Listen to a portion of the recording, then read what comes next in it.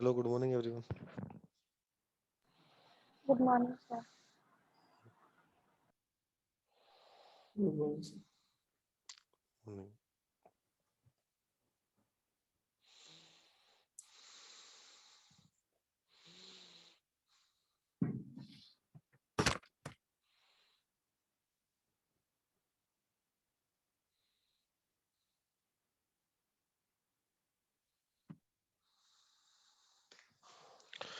तो कल अपन ने शायद दो तीन चीजें पढ़ी थी। एक तो वेव टू केस देखा था अपन ने। जैसे अपन ने वेव टू केस कहा था, सेम वेव टू आपका लीड था। उसके बाद आपका एक असाइनमेंट टूल था जो अपन ने केस पे करा था। और अपन ने एक ईमेल टेम्पलेट देखा था विजुअल फोर्स पेज वाला। उसके पहले वहां तक भी अगर कोई डाउट है तो आप बताओ कुछ, जैसे आपने हैंड्स में करा और आपको कुछ इश्यू आया हो तो।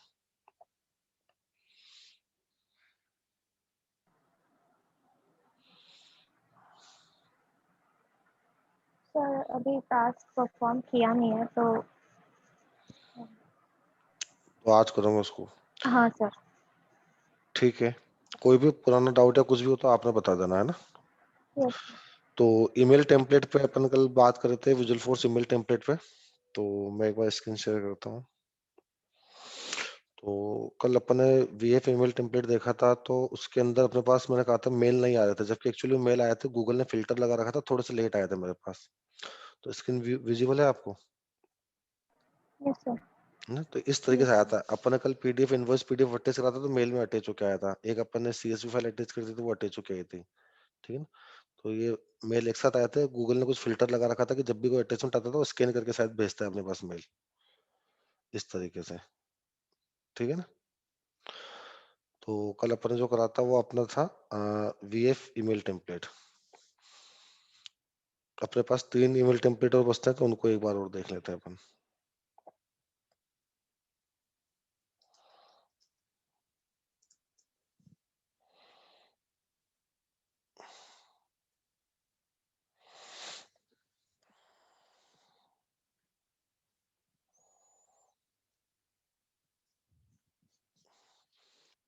Text HTML with classic letterhead and custom without classic letterhead. ठीक है ना। तो अपन पहले टेक्स्ट देखते हैं।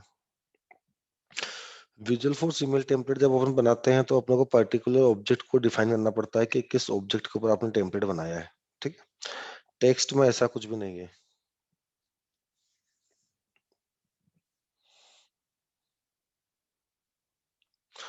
ये आपके पास इंफॉर्मेशन सारी कि कौन से फोल्डर में आपको ईमेल टेम्पलेट को सेव करना है। Available for use, new case, register, text वाला ईमेल टेम्पलेट है। ठीक है। डिस्क्रिप्शन आप कुछ भी डाल दो। सब्जेक्ट फिलहाल के लिए मैंने डाल दिया टेक्स्ट, टेस्ट, और ईमेल बॉडी है। ठीक है। अब यहाँ पे क्या हो रहा है कि इसने अपने से ये तो पूछा नहीं कि कौन से ऑब्जेक्ट पे ईमेल टेम्पलेट है। तो अपने को कैसे पता चलेगा कि इसको कौन से ऑब्जेक्ट पे यूज करना है क्या नहीं करना है, इस तरीके से। ठीक है। लेकिन वीएफ में वो आपसे पूछता है पर्टिकुलर कि आपका कौन से ऑब्जेक्ट पे ईमेल टेम्पलेट है। और जिस ऑब्जेक्ट पे आप बनाते हैं वो आपका रिलेटेड टू होता है। उसके बाद जो भी फील्ड आपको गेट करना है, मर्ज करना है, वो रिलेटेड टू डॉट करके आप उसको गेट कर लेते हो। ओके। तो यहाँ पे क्या होता है, इन्होंने ये दे रखा है कि हम आपसे ये नहीं पूछेंगे कौन सा ऑब्जेक्ट है, आप सारे मल्टीपल फील्ड्स मर्ज करो। जिस ईमेल टेम्पलेट को आप यूज करते हो, जैसे मान लो जब भी मैं ईमेल अलर्ट बनाता हूँ, मैंने अलर्ट बनाया ना, तो वो मेरे से पूछेगा कि किस ऑब्जेक्ट के ऊपर आप अलर्ट बना रहे हो। तो उसके अकॉर्डिंगली वो ऑटोमेटिकली इसको एडजस्ट कर लेता है। अगर मैंने ईमेल अलर्ट बनाया केस के ऊपर, और यहाँ पे अगर केस के फील्ड होंगे तो वो उनको मर्ज कर देगा, बाकी दूसरे फील्ड उनको लीव कर देगा वो। मतलब उस ऑब्जेक्ट्स पे जो जो फील्ड अवेलेबल होंगे उनको मर्ज कर देगा, बाकी को ब्लैंक छोड़ देगा वो। समझ रहे हो मेरी बात को आप।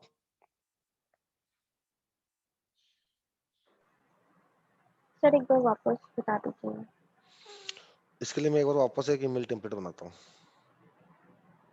जो मैंने कल बनाया था, फिर थोड़ा सा क्लियर हो जाएगा वो।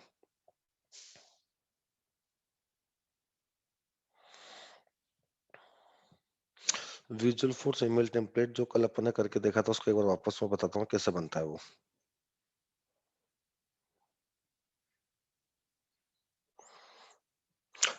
जब भी मैं वीएफ ईमेल टेम्पलेट बनाता हूँ तो मेरे से पूछता है रिलेटेड टू टाइप। कि किसके ऊपर आपने ये ईमेल टेम्पलेट बनाया है। अकाउंट ऑब्जेक्ट है या एड्रेस ऑब्जेक्ट है, जो भी है, मतलब आपका जो ईमेल टेम्पलेट टाइप होता है ना, कि किस ऑब्जेक्ट के ऊपर आपका ईमेल टेम्पलेट बन रहा है, एप्लीकेंट है, समझ रहे हो? क्लियर है चीज? Yes sir. ठीक है। अब जैसे मान लो मैंने यहाँ पे एप्लीकेंट ले लिया, तो विजुअल फोर्स ईमेल टेम्पलेट क्या करता है, जिस ऑब्जेक्ट को मैं सिलेक्ट करता हूँ उसको रिलेटेड टू एक कीवर्ड होता है, ये वाला जो कल अपन काम में ले रहे थे।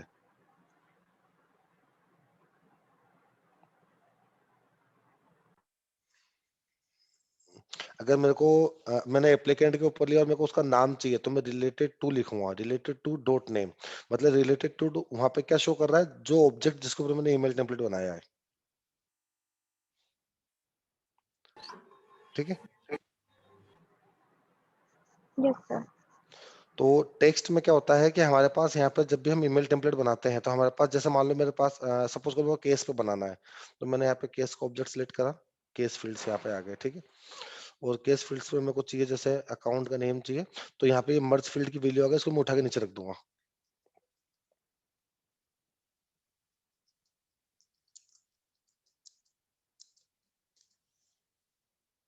ठीक है।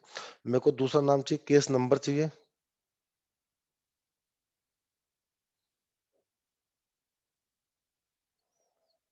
ये केस नंबर उठाया मैंने, इसको सब्जेक्ट लाइन में डाल दिया।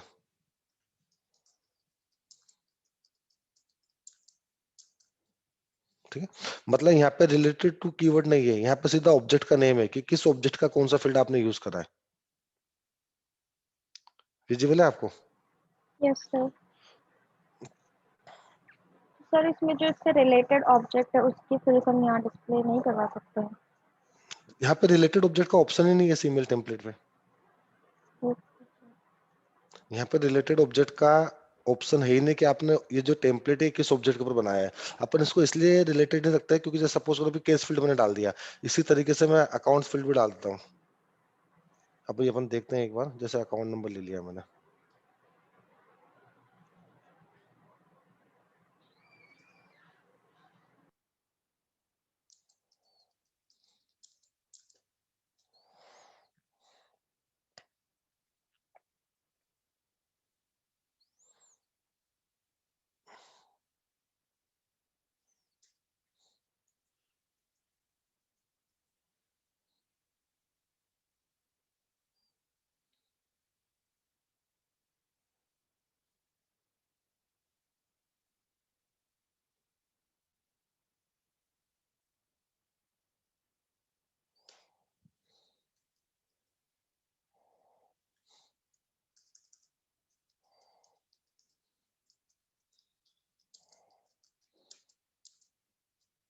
ठीक है।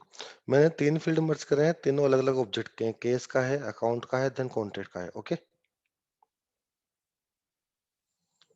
Yes sir.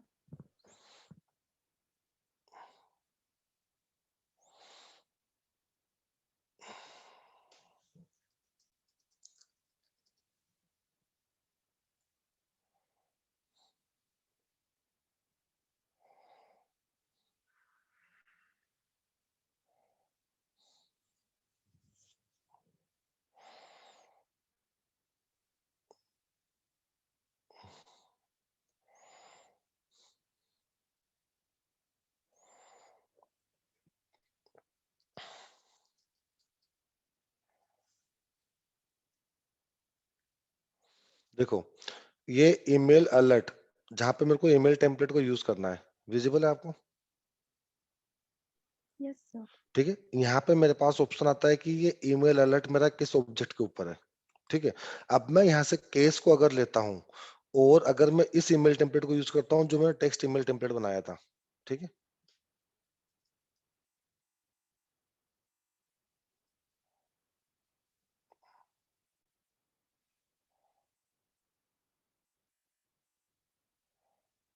तो ऑटोमेटिकली क्या होगा कि केस की जितनी भी मर्जिंग फील्ड है यहाँ पे, दिख रहा है ना आपको, ये केस की जितनी भी मर्जिंग फील्ड है, जैसे सब्जेक्ट लाइन में है और ये सारी की सारी इस ईमेल टेम्पलेट में मर्ज हो जाएगी। क्यों? क्योंकि मेरा ऑब्जेक्ट केस है। इस टेक्स्ट ईमेल टेम्पलेट का मतलब क्या होता है कि आप यहाँ पे मल्टीपल फील्ड को मर्ज कर दो, लेकिन आप जिस ईमेल अलर्ट के जिस ऑब्जेक्ट पे इसको यूज करोगे, तो उस ऑब्जेक्ट की फील्ड्स मर्ज हो जाएगी। मतलब जो मैं बताना चाहता हूँ क्लियर हो रहा है आपको? Yes sir. ठीक है ना? अगर मैंने ईमेल अलर्ट केस ऑब्जेक्ट पे बनाया है तो केस की सारी फील्ड मर्ज हो जाएगी। अगर मैंने ईमेल ऑब्जेक्ट एप्लीकेंट ऑब्जेक्ट पे बनाया है और एप्लीकेंट का अगर यहाँ पे कोई मर्जिंग लगा हुआ है तो उसकी सारी फील्ड मर्ज हो जाएगी। Okay, yes sir. ठीक है, इसको एक बार करके देख लेते हैं।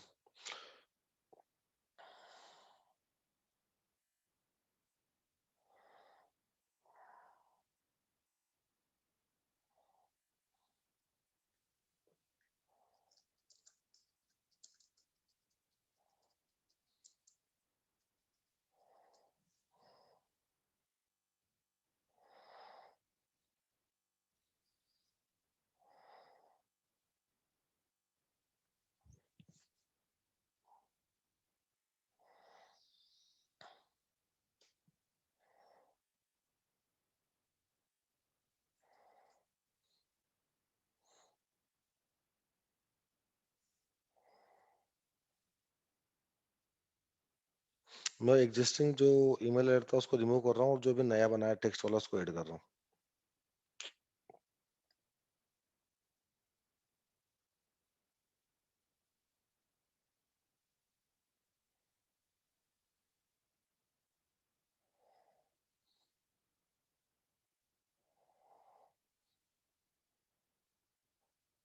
ठीक है, जब भी केस क्रिएट करूंगा तो मेरा केस पे ये वाला ईमेल अलर्ट फायर होगा, नया वाला जो मैंने अभी टेक्स्ट वाला बनाया जिसमें 3 फील्ड मैंने मर्ज करी है। ओके, मैं केस क्रिएट करता हूँ। केस में यहीं से क्रिएट कर देता हूँ, वेब टू केस लीड जो कल बनाया था फॉर्म ओपन ने।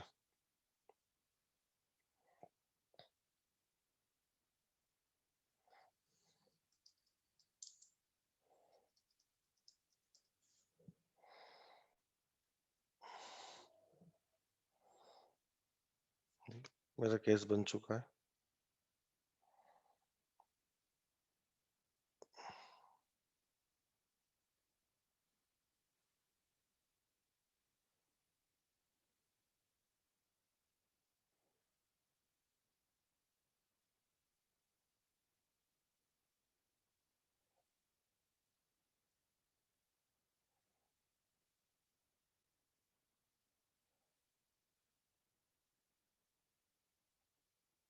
देखो, ये केस आ गया।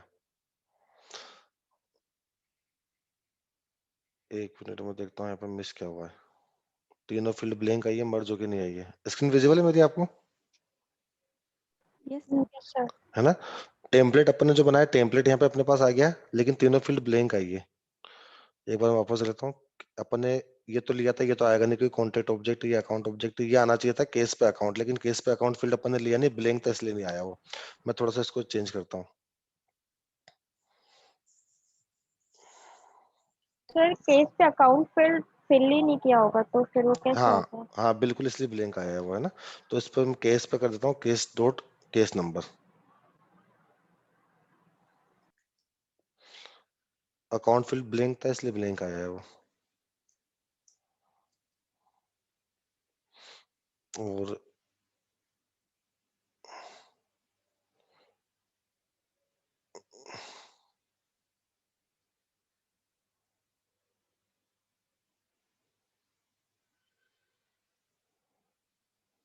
सब्जेक्ट को मैंने डाल दिया सब्जेक्ट लाइन में।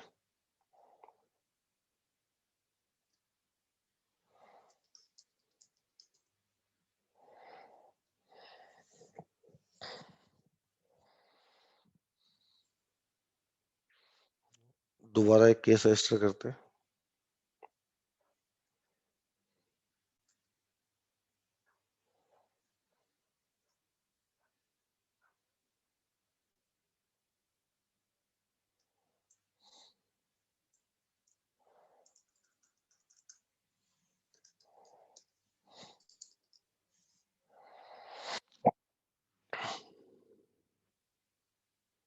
ठीक है, मेरा केस रजिस्टर हो गया। ये मेरे पास आ गया, मैंने ये सब्जेक्ट लाइन डाली थी। तो यहाँ पे केस नंबर आ गया, ठीक है ना? ये मैंने चेंज नहीं करा था, ये भूल गया मैं, यहाँ पे केस नंबर करना था और केस नंबर की वैल्यू मैंने मर्ज करी थी। ये देखो आप, ठीक है? तो मैं ये कहना चाहता था टेक्स्ट ईमेल टेम्पलेट से कि ईमेल टेम्पलेट जो होता है टेक्स्ट वाला वो आपके ईमेल अलर्ट के ऑब्जेक्ट पे काम करता है। ईमेल अलर्ट के ऑब्जेक्ट पे अगर आपका केस है और केस के जितने भी फील्ड यहाँ पे मर्ज हो रखी है, वो सारी की सारी वैल्यू अवेलेबल हो जाएगी अगर उसमें वैल्यू अवेलेबल होगी तो। समझ रहे हो? सर। और यहाँ पे आपको सीएसएस, एचटीएमएल वगैरह लगाने की जरूरत नहीं पड़ती। क्यों? क्योंकि सीधा यहाँ पे आप जो लिखोगे एज इट इज ऐसा कैसा एचटीएमएल के अंदर आ जाता है। मैंने जितनी स्पेस यहाँ दी है मैंने यहाँ पे एक एक स्पेस ज्यादा दी है। देखो यहाँ पे सिंगल है, अकाउंट नेम और अकाउंट नंबर के बीच में एक ब्लैंक स्पेस है, यहाँ पे दो है, तो एज इट इज आपके एचटीएमएल में आ गई। ठीक है? तो ये सबसे इजी वे होता है ईमेल टेम्पलेट का, जो ईमेल टेम्पलेट टेक्स्ट वाला होता है।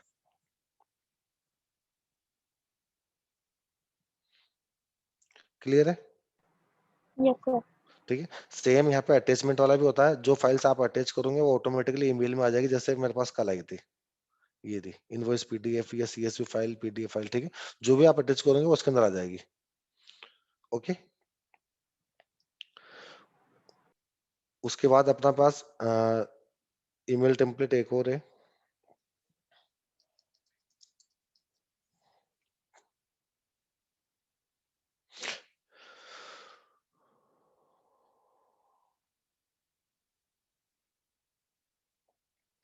HTML using letterhead. ठीक है?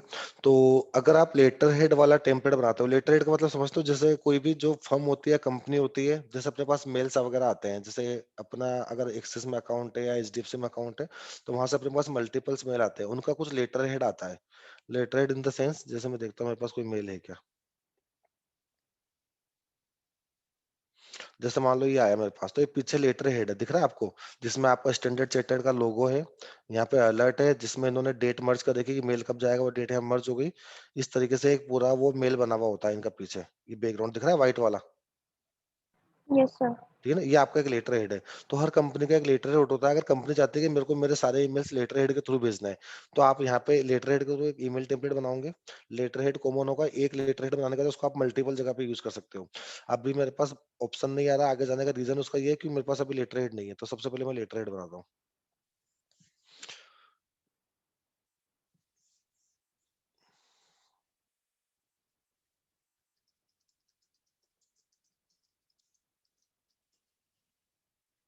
Available for use. ठीक है? ये आ गया letter head. Same to same जो मैंने आपको दिखाया था मेरे मेल पे कि इस तरीके से लेटर हेड होता है।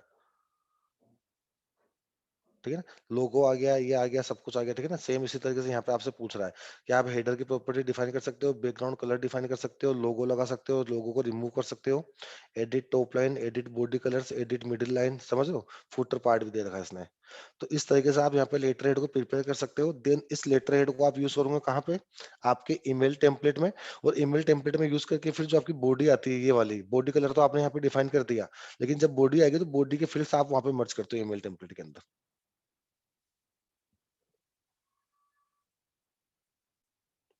क्लियर हुआ? Yes sir. ठीक है? तो ये आपने करके देखना है। अगर कुछ इश्यू आएगा तो फिर मैं आपको नेक्स्ट सेशन में उसको कवर कर दूंगा। ठीक है? सिंपल है। जैसे अपन फील्ड्स मर्ज करते हैं, वो फील्ड्स तो आपके वहाँ टेम्पलेट में मर्ज होंगे।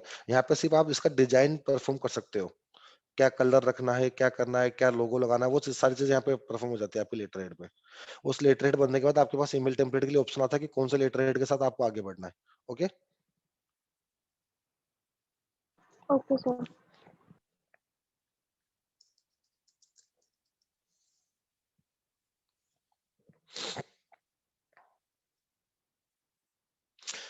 टेक्स्ट ईमेल, जो टेक्स्ट वाला ईमेल टाइप था वो प्लस कस्टम वाला, दोनों मोस्टली सेम होते हैं। बस ये है कि इसमें लेटर हेड काम में नहीं आता और इसमें अपन एचटीएमएल में काम कर सकते हैं। इसमें पूरा काम टेक्स्ट में होता था। ठीक है? एक बार अपन देख लेते हैं।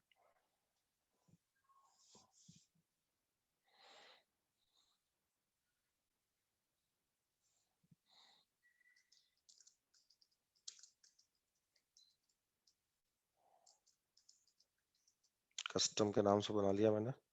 फिलहाल के लिए मैंने टेक्स्ट लिख दिया।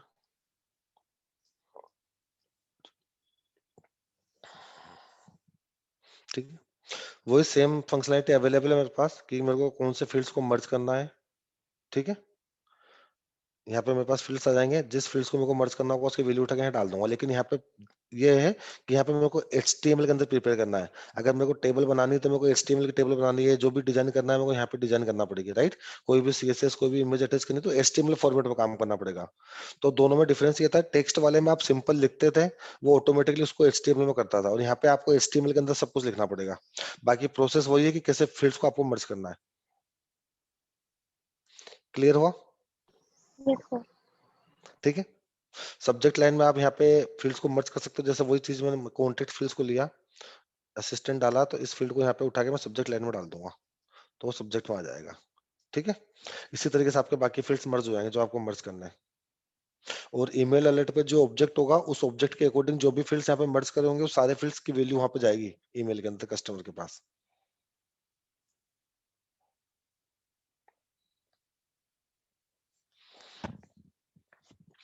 तो ईमेल टेम्पलेट्स दो मैंने आपको करवा दिए, दो मैंने आपको एज असाइनमेंट दिया, आपको यूज करके देखना है, कुछ इश्यू आता है तो आप मेरे से कंफर्म कर लेना। ओके। Okay sir. ठीक है।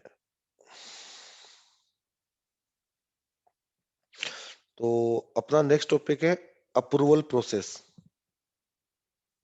तो अप्रूवल प्रोसेस से आप क्या समझते हो, कुछ आइडिया दे सकते हो?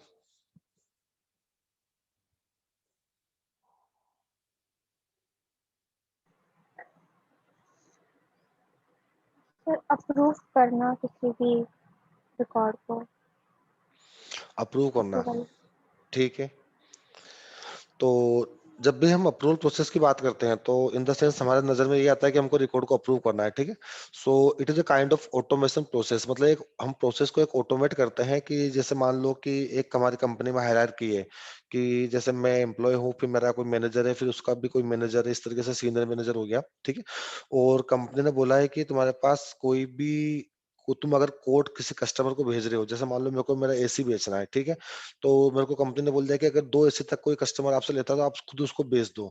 अगर आपके पास बड़ा ऑर्डर आ रहा है 10 AC का या 20 AC का, तो फिर हायर लेवल क्या करता है, उसको डिस्काउंट देता है और उसको एज ए VIP कस्टमर मानता है। ठीक है। तो उन्होंने बोल दिया कि अगर मल्टीपल या ज्यादा प्रोडक्ट्स ज्यादा क्वांटिटी वाले अगर कोई कस्टमर आ रहे हैं तो उसका अप्रूवल आपको मैनेजर से देना पड़ेगा, क्योंकि मैनेजर उस पर कुछ डिस्काउंट देगा। अगर आपके पास 100 से ऊपर ऑर्डर वाला कुछ आ रहा है तो उसका अप्रूवल सीनियर मैनेजर करेगा। तो इस तरीके से कुछ रूल्स होते हैं जो अपन सेट करते हैं और फिर वो वहां पे अप्रूव के लिए जाते हैं रिकॉर्ड। समझ रहे हो? Yes sir. ठीक है। मैं यहाँ पे बनाता हूँ आंसर हो गया किसका।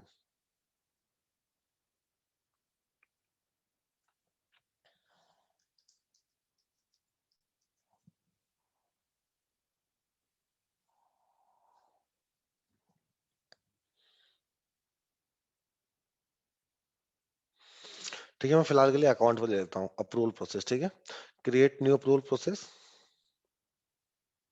Use jump start wizard, as use standard setup wizard. ठीक है।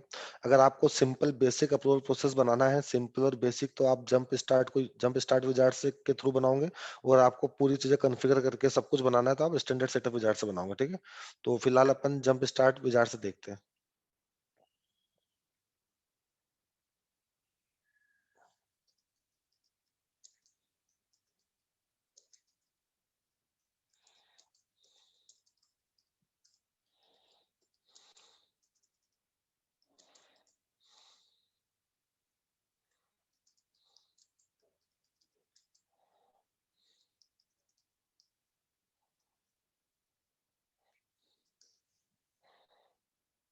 ठीक है।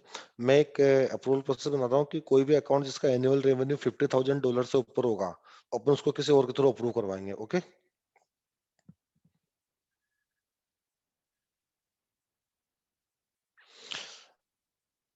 कोई ईमेल टेम्पलेट भी अपन दे सकते हैं कि अगर जब भी कोई रिकॉर्ड अप्रूव होने के लिए आता है किसी उस यूजर के पास या किसी एम्प्लॉय के पास, सपोज करो कि मैं अप्रूवर हूँ किसी रिकॉर्ड का, मेरे पास वो मेल आएगा, तो मेरे को पता चलना चाहिए कि मेरे पास मेल एक रिकॉर्ड आया हुआ है अप्रूव होने के लिए, तो मेरे पास एक मेल आएगा, तो उसका ईमेल टेम्पलेट हम यहाँ पे प्रीफर कर सकते हैं। ठीक है। अभी के लिए फिलहाल मैं ब्लैंक छोड़ रहा हूँ।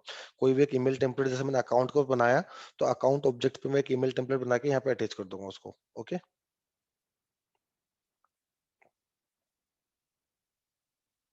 Annual revenue greater than 50,000।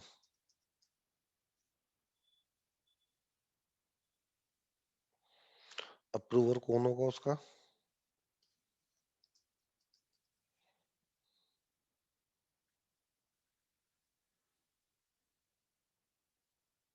Rakesh Suri, हमारे पास 3 ऑप्शन आते हैं। Let the सबमिटर choose the approver manually. जब भी रिकॉर्ड वो अप्रूव के लिए सबमिट करता है तो आप वहां पे मैनुअली चूज करते हो कि किसको मेरे को अप्रूव करवाना है, या automatically assign an approver using standard custom hierarchy field.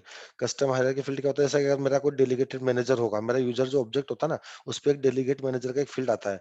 अगर मेरे को उसके पास भेजना है तो वहां पे वो अगर वैल्यू अवेलेबल है तो सीधा उसके पास चला जाएगा, या ऑटोमेटिकली असाइन टू अप्रूवर। अगर मैं यहाँ पे जो यूजर डालूंगा उसके पास वो अप्रूवर के लिए ऑटोमेटिक चला जाएगा।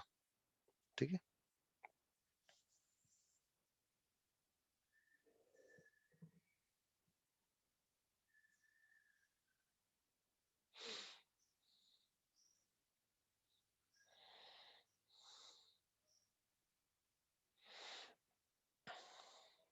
ठीक है?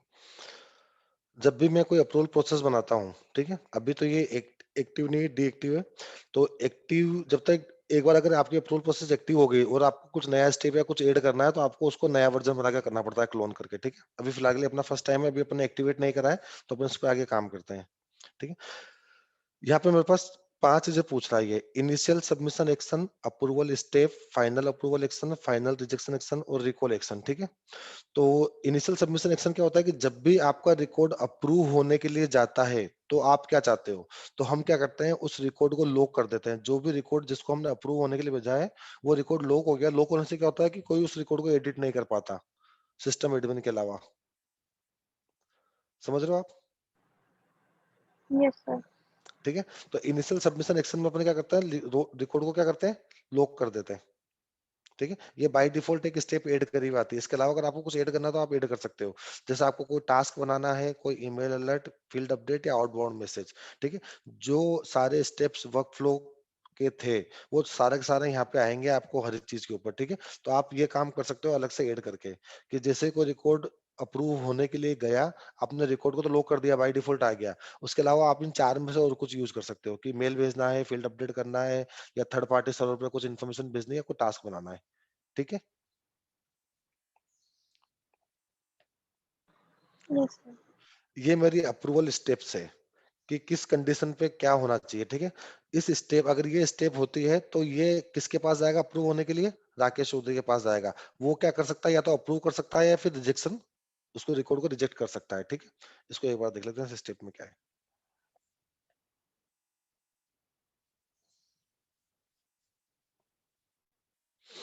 अब भी मैं कोई क्राइटेरिया नहीं डाल रहा, जितने भी रिकॉर्ड आएंगे मेरे पास यहाँ पे आ जाएंगे। ठीक है,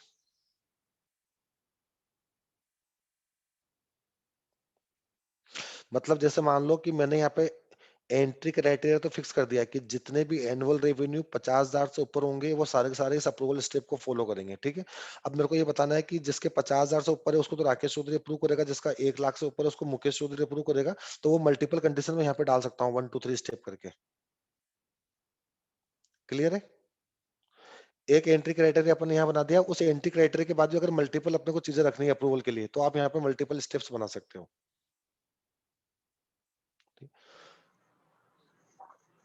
अब ये अपन 2 3 कंडीशन यहाँ पे ऐड करके देख लेंगे।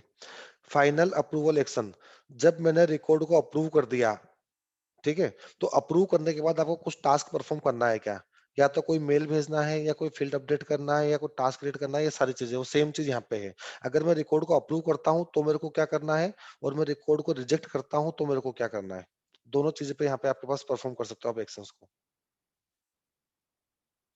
क्लियर है? Yes sir. ठीक है, अच्छा, कई बार क्या होता है कि मैंने कोई रिकॉर्ड को सबमिट करा है अप्रूव के लिए, मेरे को लगा कि मैंने अप्रूव के लिए रिकॉर्ड तो सबमिट कर दिया लेकिन उसमें कुछ इन्फॉर्मेशन मैंने रॉन्ग फिल कर दी। क्या कर दी, कि कुछ इन्फॉर्मेशन मैंने रॉन्ग फिल कर दी, तो मैं उस रिकॉर्ड को वापस रिकॉल कर लूंगा। रिकॉल का मतलब होता है कि मैंने अप्रूवल के लिए भेजा था लेकिन मैं रिकॉर्ड को वापस रिकॉल कर लिया। अब उनके बकेट में रिकॉर्ड अप्रूवल के लिए नहीं रहेगा, वो रिकॉल होकर वापस मेरे पास आ जाएगा, और जैसे ही मेरे पास वापस आएगा मैं रिकॉर्ड वापस अनलॉक हो जाएगा, मैं उसको एडिट कर सकता हूँ। ठीक है, तो रिकॉल करने पे अगर आपको किसी को इन्फॉर्म करना है तो आप यहाँ पे एक्शंस को यूज कर सकते हो।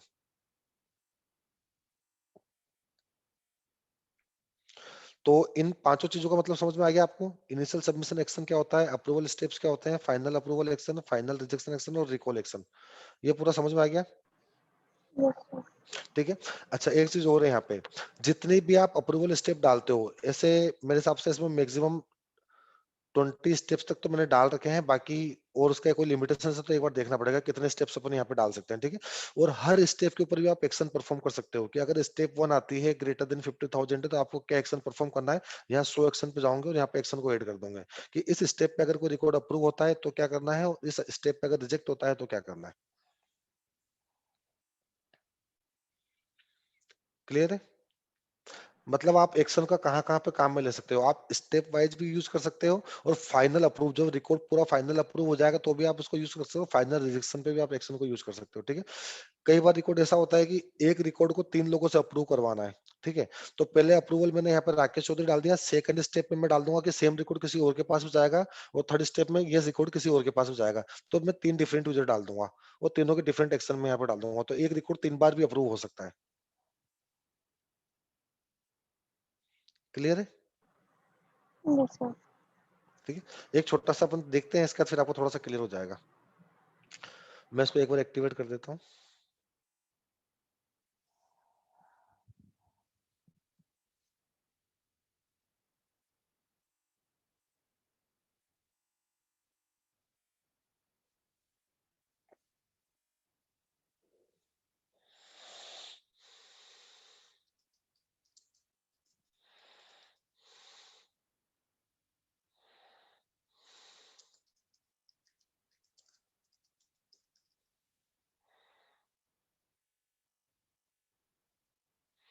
एनुअल रेवेन्यू फिलहाल मैं 10,000 डालता हूँ।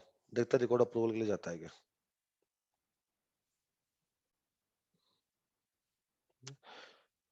फिलहाल के लिए अप्रूवल के नहीं जा रहा। ठीक है ना? अभी तक तो ये गया नहीं। अब मैं यहाँ पे मैनुअली इसको अप्रूव के लिए भेजता हूँ। सबमिट फॉर अप्रूवल, ठीक है? सबमिट फॉर अप्रूवल भेजूँगा, तो मेरा जो अप्रूवल जो बना हुआ है उसका एंट्री क्राइटेरिया 50,000 से ऊपर होना चाहिए, ग्रेटर देन 50,000, तो ये उसमें घुसेगा ही नहीं।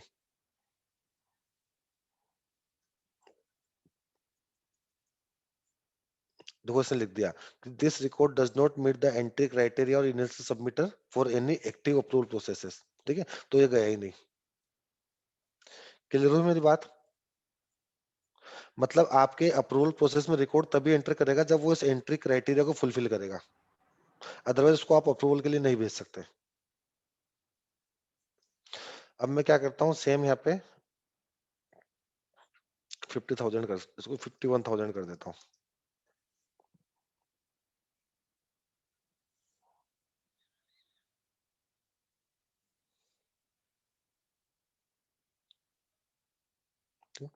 सबमिट फॉर अप्रूवल,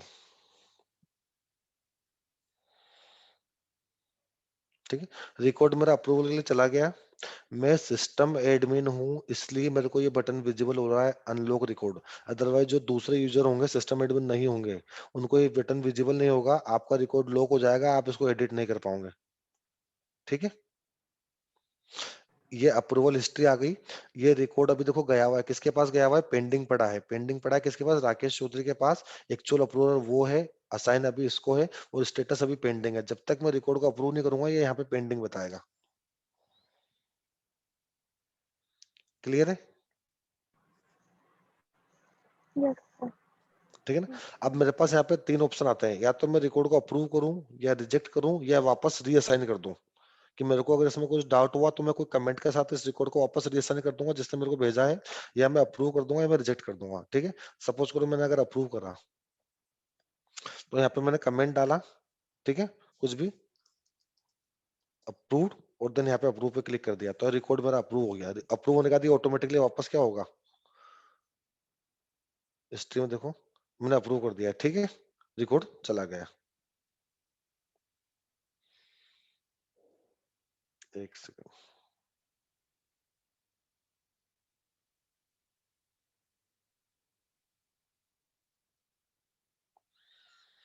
यहाँ पे मेरे को रिकॉर्ड को अनलॉक करना था, ये मैंने फाइनल अप्रूवल एक्शन पे अनलॉक नहीं किया, इसलिए रिकॉर्ड मेरा अनलॉक नहीं हुआ। ठीक है ना। अभी मेरे से पूछा रिकॉर्ड रिकॉर्ड को अनलॉक करना है या नहीं करना। ओके, ठीक है। तो क्लियर हुआ अप्रूवल प्रोसेस क्या होता है। Yes sir. ठीक है। अब इस प्रोसेस को अपन ऑटोमेट कर सकते हैं। जो अपन प्रोसेस बिल्डर पढ़ेंगे ना उसमें एक अपने पास एक्शन था, सबमिट फॉर अप्रूवल। तो वहां से ऑटोमेटिकली, जैसे अभी तो क्या हो रहा है, मैंने बटन मैनुअली प्रेस करा है कि सबमिट फॉर अप्रूवल, ठीक है, मैनुअली बटन प्रेस करने पे रिकॉर्ड अप्रूव के लिए पास अप्रूवर उसके अप्रूवर के पास गया रिकॉर्ड अप्रूव होने के लिए। अगर मैं प्रोसेस बिल्डर से इसको ऑटोमेट कर दूंगा तो मेरे को इस बटन पे क्लिक करने की जरूरत नहीं है। जैसे रिकॉर्ड क्रिएट होगा और एंट्री क्राइटेरिया फुलफिल करता है तो ऑटोमेटिकली रिकॉर्ड अप्रूवर के पास चला जाएगा। ठीक है, इसलिए प्रोसेस बिल्डर के पहले अपन ने इस स्टेप को देखा है ताकि वहां पे जब अपन करें तो आपको समझ में आ जाए कि अपन कर क्या रहे हैं।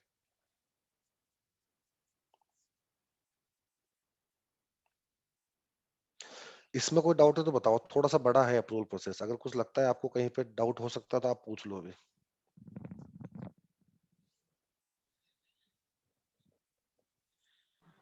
No sir. इसमें एक काम और करते हैं, एक्शन को कैसे यूज करते हैं वो थोड़ा सा और देख लेते हैं। मैंने रिकॉर्ड को क्लोन करा है,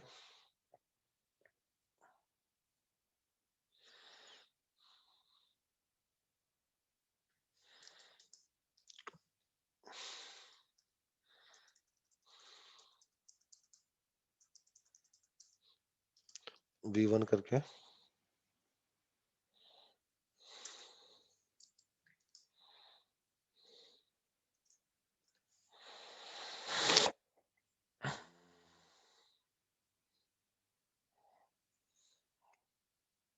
एंट्री क्राइटेरिया मेरा 50,000 रहेगा। न्यू अप्रूवल स्टेप में ऐड कर रहा हूँ।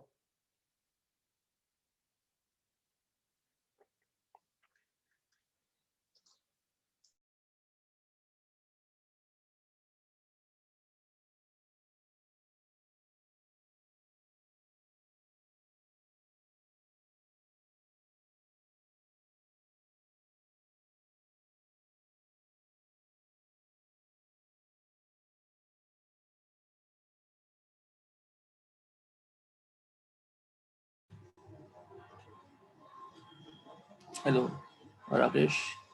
You are not audible.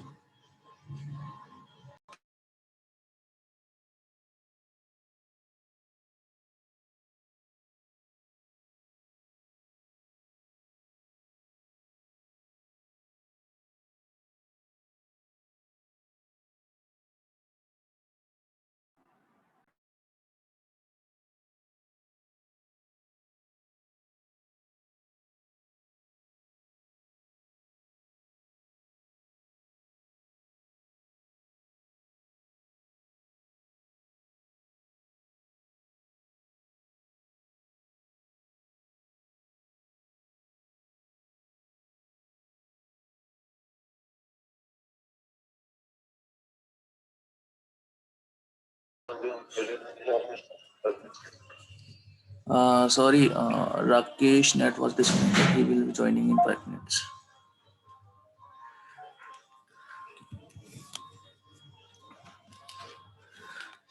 So, are you getting where in which use cases we have to go with an approval process?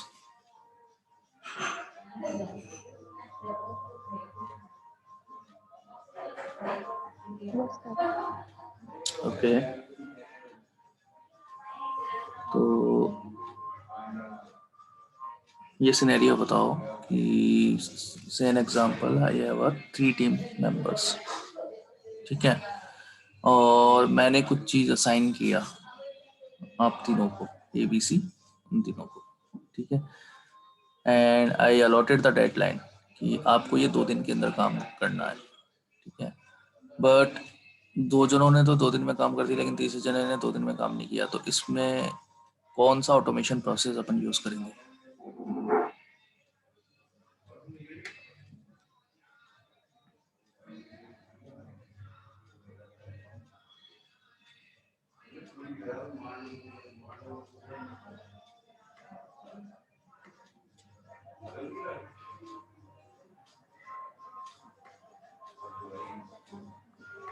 Sir approval process use कर सकते हैं। कैसे?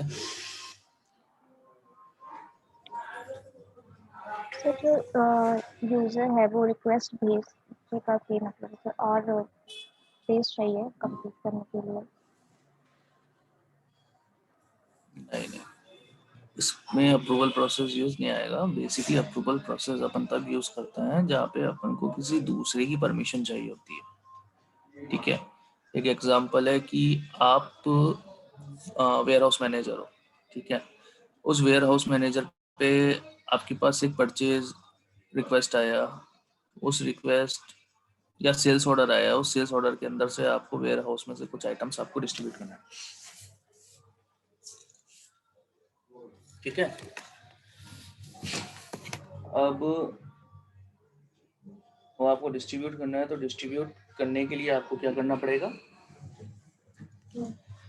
सबसे पहले आपको सेल्स ऑर्डर की क्वांटिटी देखनी पड़ेगी। तो अगर उसमें सेल्स ऑर्डर की क्वांटिटी है से 10 और आप अलाउ हो 10 सेल्स ऑर्डर को डिस्पैच करने के लिए, ठीक है, तो आप उस केस में क्या करोगे?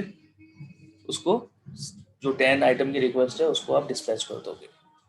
आपके पास दूसरा सेल्स ऑर्डर आया है, उसके अंदर आपके पास आइटम है 20, ठीक है, बट आप एलिजिबल कितने हो, कितनों को डिस्पैच करने के लिए हो? खाली 10 के लिए हो। तो आप उस 20 में से 10 आइटम तो आप डिस्पैच कर सकोगे, लेकिन जो रिमेनिंग 10 आइटम है उसके लिए आपको परमिशन चाहिए होगी आपके सुपरवाइजर से। तो आप क्या करोगे? अपने सुपरवाइजर को फ़ोन करोगे और फ़ोन करके पूछोगे कि ये रिक्वेस्ट है, क्या मैं अलाउ कर दूं? तो उस केस में अगर वो बोलेंगे हाँ कर दो, तो आप उसको अलाउ कर सकते हो, अदरवाइज नहीं, ठीक है। तो यहाँ पे अपन ने क्या किया, उससे फ़ोन करके पूछा। अब तीसरी चीज है कि अगर आपके पास सेल्स ऑर्डर आइटम की रिक्वेस्ट आई, राकेश, एक बार राकेश को कोई ऐड करना। अब आपके पास 50 की रिक्वेस्ट आई, आपने बोला कि भाई मैं तो 10 करने के लिए ही एलिजिबल हूँ, राइट ही मेरे पास 10 करने का है, बट हाँ मैं मेरे सुपरवाइजर से पूछती हूँ। आपने सुपरवाइजर को फ़ोन किया और सुपरवाइजर ने बोला कि आइटम कितना है, वो आपने बोला 50, बोले मेरे पास एलिजिबिलिटी 20 की है, I can only be allow you to dispatch 20 items. तो अब उसमें क्या होगा कि उसमें फर्दर एक अप्रूवल प्रोसेस लगेगा, एक और परमिशन लगेगी, वो परमिशन सुपरवाइजर की भी सुपरवाइजर की लगेगी, जो माइट भी 50 क्वांटिटीज को डिस्पैच करने की परमिशन दे दे। सो अब इस केस में अपन क्या कर रहे हैं, अपन इस केस में फ़ोन करके उनसे अप्रूवल्स मांग रहे हैं कि भाई ये मेरे पास रिक्वेस्ट है, मैं तो ऑथराइज नहीं हूँ, बट आपसे मैं पूछ रहा हूँ कि मैं दे दूँ, सेंड कर दूँ। तो ऐसे सिनेरियोज में अपन क्या यूज़ करेंगे? हमेशा अप्रूवल प्रोसेस यूज़ करेंगे। अब अप्रूवल प्रोसेस यूज़ करेंगे तो अपन ने अप्रूवल्स मांगी। अब अप्रूवल्स के अंदर भी अपने पास दो चीज़ें हैं, एक्सेप्ट और डिक्लाइन। या तो आपका मैनेजर उसको बोल देगा हाँ दे दो, या वो बोलेगा नहीं मत दो। तो अगर दे दो तो उस केस में क्या होना चाहिए, और मत दो तो उस केस में क्या होना चाहिए। तो ऐसे ये दो एक्शंस होते हैं, वो अप्रूवल के समय अपन को प्रोवाइड करना। या तो आपकी अप्रूवल रिक्वेस्ट एक्सेप्ट होगी, एक्सेप्ट के केस में आपकी जैसे उसने एक्सेप्ट की तो क्या इंटीमेशन करना है कि आपकी अप्रूवल रिक्वेस्ट एक्सेप्ट हो गई। इन केस अगर वो आपकी अप्रूवल स्टेप डिक्लाइन हो गई तो उस केस में क्या अपन को एक्शन लेना है। तो अगर एक्सेप्ट हो गई तो आपके पास वो सेल्स ऑर्डर परचेज जो भी आपके पास सेल्स ऑर्डर आया था उसको आप एक्सेप्ट कर दोगे, और जो दूसरी है अपने पास डिस्पैच वाली डिक्लाइन वाली, तो उस केस में आप क्या करोगे? सेल्स ऑर्डर को दोबारा कहीं रिवाइज करना है कि आप इसको रिवाइज करो, या अभी इसमें कुछ है नहीं, तो वो सारे के सारे अपन ऑटोमेट एक्शन इन दोनों के स्टेप ले। तीसरी और मेन चीज होती है रिकॉल फीचर। रिकॉल फीचर में क्या होता है कि जैसे आपके सुपरवाइजर ने बोला कि 20 दे दो, गलती से दे दिया उसने, तो बट वो उसको क्या करना चाहता है? रिकॉल करना चाहता है कि नहीं, उसने पहले तो बोल दिया 20 दे दो, लेकिन उसने बाद में वेयर हाउस में देखा, वेयर हाउस में 20 एलिमेंट्स आइटम्स थे ही नहीं। तो उस केस में उसको क्या करना पड़ेगा? वो परमिशन अभी के लिए रिकॉल करनी पड़ेगी। जब तक रिकॉल करनी पड़ेगी जब तक उसके पास वेयर हाउस में 20 आइटम्स होंगे नहीं। तो उसके लिए वो जो उसने अप्रूव किया था या रिजेक्ट किया था उसको वो वापस रिकॉल कर सकता है, और रिकॉल करने के बाद अपन वो थोड़े दिनों बाद उसका दोबारा अप्रूव कर सकता है, रिजेक्ट कर सकता है। बट रिकॉल करते समय अपन को रिकॉल कमेंट डालना मैंडेटरी होता है, ठीक है। तो ये पूरा का पूरा फ्लो है एक approval process. Rakesh, are you there?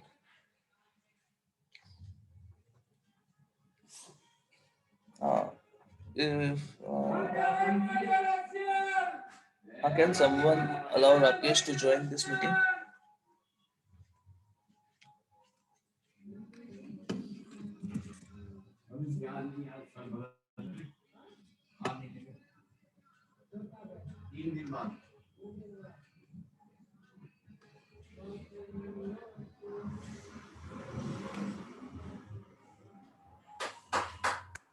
Sir इसमें कुछ ऐड करने का ऑप्शन आ नहीं रहा है। Only host can do that.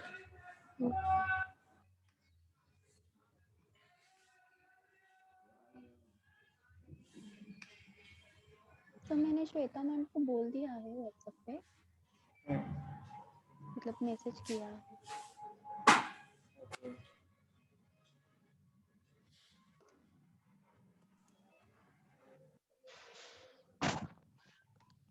Rakesh, are you there?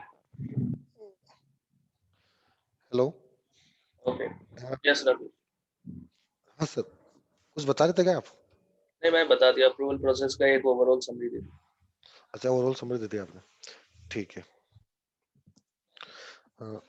Sorry team, थोड़ा सा नेट इशू हो गया था तो डिस्कनेक्ट हो गया था मैं।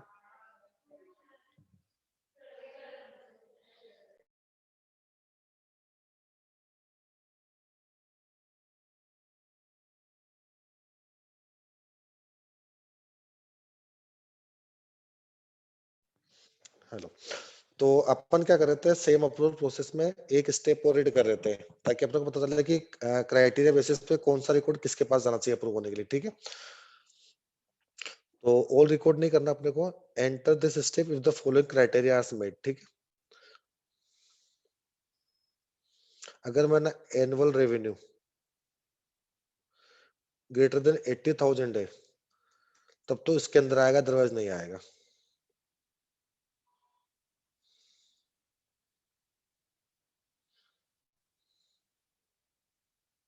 ठीक है।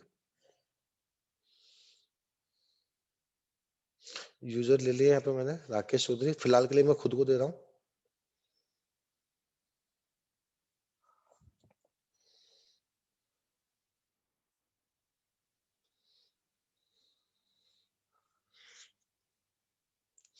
अब यहाँ पे आप देखो, यहाँ पे मेरे पास दो स्टेप है, 1 2, ठीक है।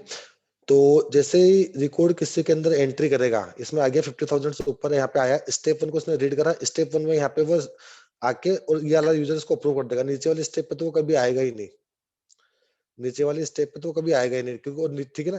तो अपन क्या करते हैं, इस वाली स्टेप 2 को हमेशा ऊपर रखेंगे। 2 को ऊपर क्यों रखेंगे कि जो मैक्सिमम क्राइटेरिया आपका है वो ऊपर रहेगा और मिनिमम क्राइटेरिया आपका नीचे रहेगा। सबसे पहले देखेगा अगर 80,000 से ऊपर है तो इसके पास आएगा, 80,000 से कम है तो नीचे आएगा, अदरवाइज बाहर चला जाएगा, ठीक है। तो अपन स्टेप्स को रीऑर्डर करते हैं।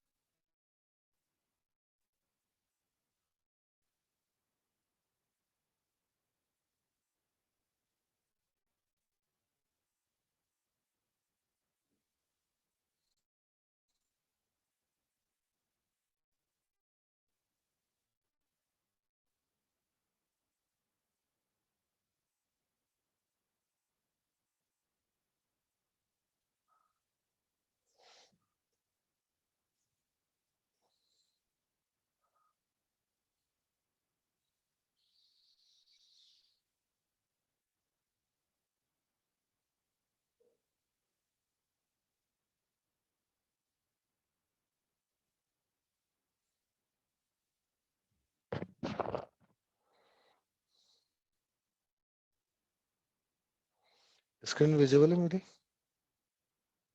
Yes sir.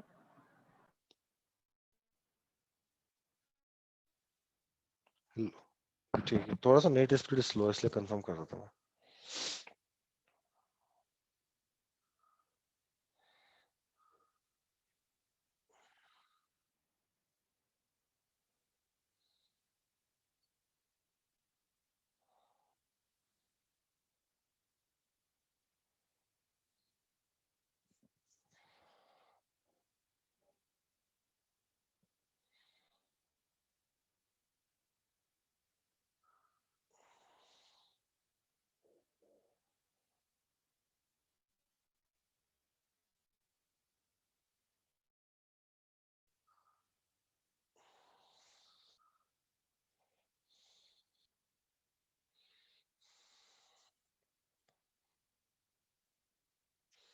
दीपक सर, हेलो।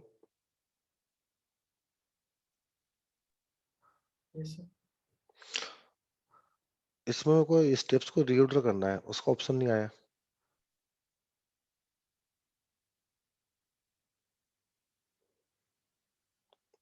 दीपक सर कॉल पे हो क्या आप?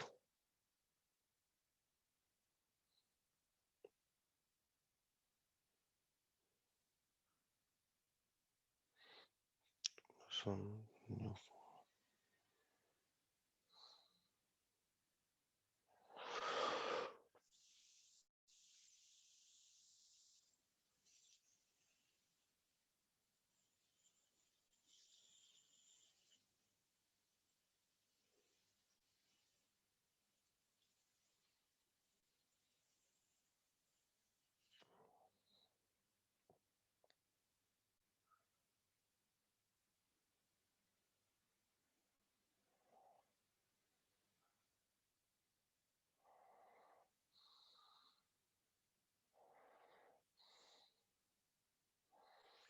ठीक है, मैं थोड़ा सा इसी को चेंज कर देता हूँ, मैं स्टेप्स को ऑर्डर रीऑर्डर नहीं कर पा रहा।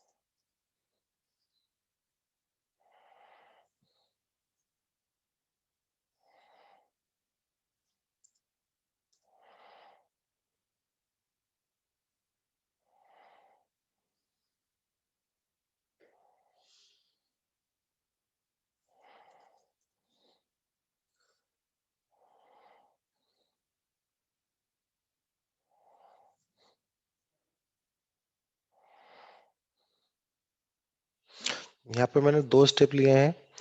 वो रिकॉर्ड जिसका एनुअल रेवेन्यू 80,000 से बड़ा होगा उसको तो अप्रूव करेगा राकेश चौधरी। अगर 80,000 से बड़ा नहीं होता है, ठीक है, इस कंडीशन पे मैच नहीं करता है, तो वो एल्स नेक्स्ट स्टेप पे आएगा, नेक्स्ट स्टेप को रीड करेगा।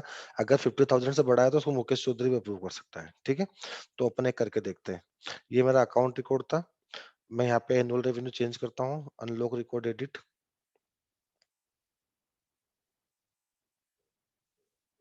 ठीक है, एनुअल रेवेन्यू मैंने चेंज करके फिलहाल के लिए मान लो कि 90,000 कर दिया।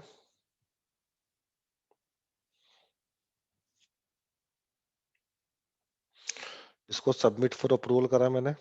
90,000 था तो कंफर्म है कि इस वाली स्टेप 1 में जाएगा। स्टेप 1 में जाएगा तो राकेश चौधरी उसका असाइन अप्रूवर होगा। ठीक है, वो अपन देख लेते हैं। तो ये किसके पास आया है? राकेश चौधरी के पास आया है। ठीक है, यहाँ तक अपनी कंडीशन सही काम कर रही है। फिलहाल के लिए इसको मैं रिजेक्ट कर देता हूँ।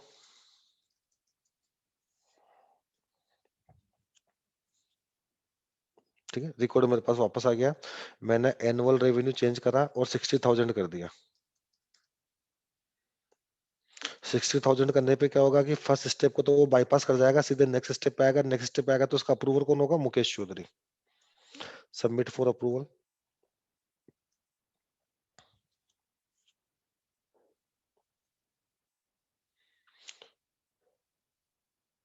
Pending for first approval.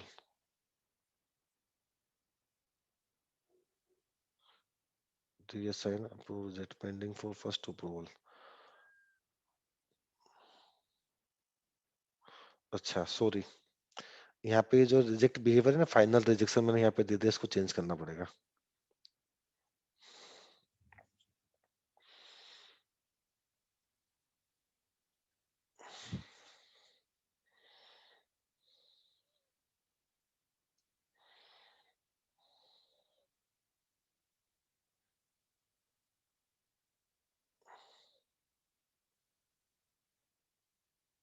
कहाँ गया? इसको एक्टिवेट नहीं करा था।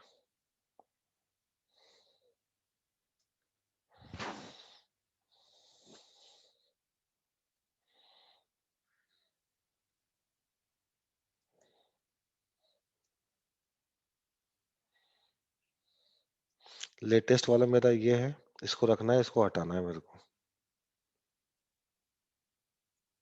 इसको डीएक्टिवेट कर देता हूँ मैं।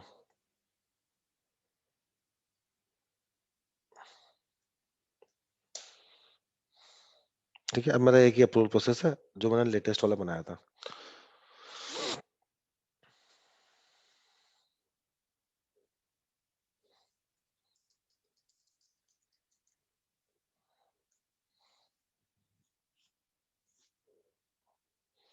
दोबारा मैं सबमिट कर रहा हूँ फॉर अप्रूवल।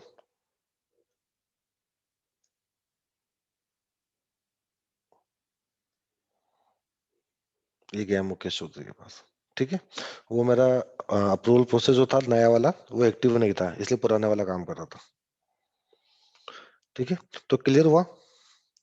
वो अभी ये मुकेश चौधरी के पास पड़ा हुआ है। रीजन उसका क्या है, क्योंकि जो मेरी क्राइटेरिया कंडीशन थी वो 60,000। 60,000 के अकॉर्डिंग क्या हुआ यहाँ पे कि 80,000 से ऊपर होता तब तो राकेश चौधरी के पास आता, एल्स नेक्स्ट स्टेप पे आ गया। नेक्स्ट स्टेप पे आ गया, अगर 50,000 से बड़ा है तो मुकेश चौधरी के पास आ गया। ठीक है, क्लियर हुआ। Yes sir. ठीक है, आप अप्रूवल प्रोसेस के ऊपर जो ट्रेल हेड है वो करना। अगर कुछ इश्यू आता है तो आप कल मॉर्निंग में सेशन में मेरे से कंफर्म कर लेना। ठीक है, ओके। ओके। और कोई डाउट किसी को टीम में? No sir. ठीक है, दीपक सर कुछ एड ऑन करना है आपको?